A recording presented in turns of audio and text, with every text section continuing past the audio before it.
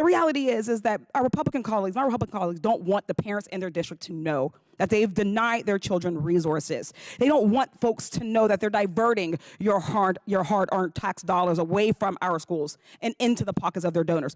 They're so desperate for distractions as they defund our classrooms and deprive our teachers that they're banning books and censoring teachers and bullying LGBTQ plus kids, and they're erasing Black histories in an attempt to turn us against our schools. If Republicans don't like what you have to say, they'll do everything in their power to prevent you from saying it. If they don't like what you're reading, they'll do everything in their power to keep you from reading it. Even if it's literally just talking about the history of this country or exercising your free speech, because heaven forbid someone gets uncomfortable during a lesson about our history of chattel enslavement in America, or someone feels seen by reading about themselves or someone like them, or learns about white supremacy by reading the 1619 Project or the Diary of Anne Frank. Thank you, Madam Chair. As a Black woman who grew up in a working class community, went to a public school and what we would call a divested public school system, I've sat through many hearings that kind of descend into the disappointing. I think the ones around public education are often the most insulting because they're the most dangerously disingenuous. So I just want to say that, you know, my colleagues want to blame everything but what it is when it comes to public education. But the reality is that we know it isn't CRT, it isn't wokeness, whatever that is, it's not gay books, right? It's racist and inequitable funding schemes that keep Black and brown and working class students out of the most high performing schools. When you add that, of course, to redlining and predatory lending, right? These are children who have been locked into school systems that our government, our systems have purposefully kept underinvested.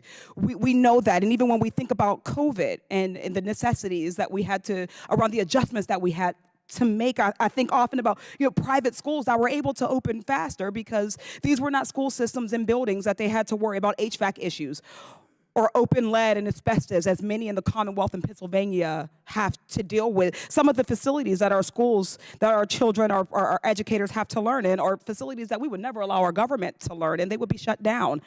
But we still somehow can't fully fund public education. So I just wanted to point that out, that we recognize what we're dealing with before we bring in arguments around whether children of certain races are performing differently than others.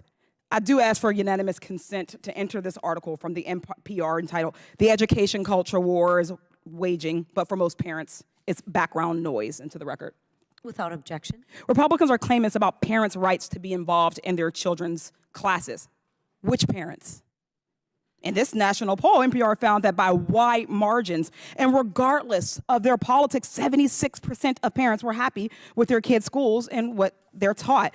Just 18% of parents weren't happy with the way gender and sexuality was taught. 19% say the same about race and racism, and 14% feel that way about U.S. history. These numbers show what's really happening. Teachers are being forced to bow to a very vocal minority at the expense of the overwhelming majority of parents and teachers, and most importantly, all of our students. And while we're so focused on a small group, we're ignoring real barriers for marginalized students, including language barriers, access to technology and tutoring, and a lack of funding for underserved schools. It's much easier to make teachers a political punching bag than to invest in our communities, even though that investment works. I've seen it firsthand in school districts like mine, for instance, Pittsburgh Public Schools, during the pandemic, when it was necessary to adjust and do school from home. Many kids were left without reliable internet.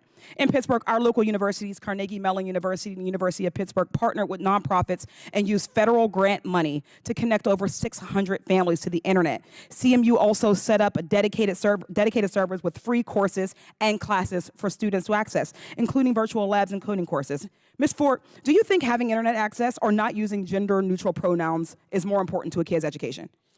I think not having access to technology is more important. Thank you. This learning gap is really more about a practice gap. Our young people need more tools to get excited about learning. In Pittsburgh, CMU has started programs to use phone apps and augmented reality to better engage young students. They also expanded tutoring for low-income families backed by AI to make the tutoring more effective, all funded through federal grants. Ms. Ford, what do you think is better for students? Creating new technology for them to learn with, or removing books from their classrooms and libraries unless they've been approved by every single parent? parent? Certainly creating new technology to learn. Thank you. Without investing in our marginalized community, we're never going to see improvement. We've got this huge gap in STEM when it comes to Black and brown people and women. This hearing could have focused on how to get young people excited about science and math and how to better reach underserved schools, but instead we're stuck listening to the same broken record. Cutting funding, banning books, and censoring curriculum is not the answer. With that, I yield back.